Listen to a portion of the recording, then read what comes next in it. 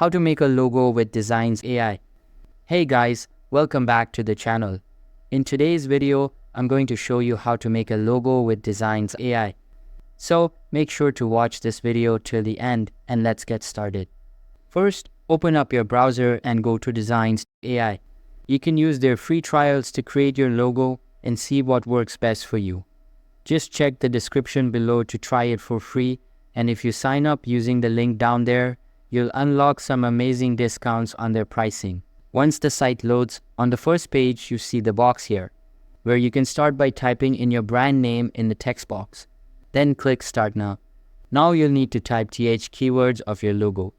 For example, here I am typing about that it is something about my YouTube channel. After that, click on Continue. Once you've done that, wait a few seconds while Designs AI generates your logos. You'll now see a list of custom logo designs based on the info you provided. Scroll through and pick the one you like the most. Click on it.